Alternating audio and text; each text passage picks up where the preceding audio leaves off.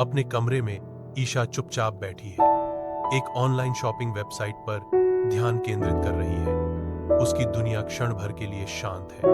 उसका ध्यान एक दर्पण पर जाता है, जिसका प्राचीन फ्रेम अजीब नक्काशी से बना है, जो अनकहे रहस्यों का संकेत देता है।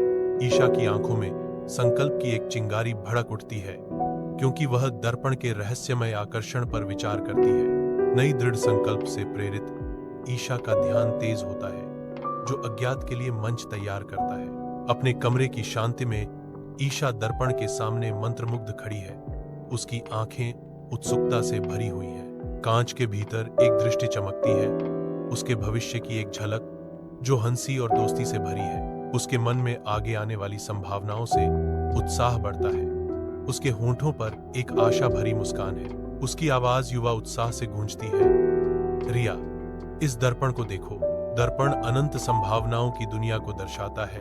प्रत्येक प्रतिबिंब आनंदमय क्षणों का वादा करता है। वह अपनी सहेली के साथ इस जादुई झलक को साझा करने के लिए उत्सुक है।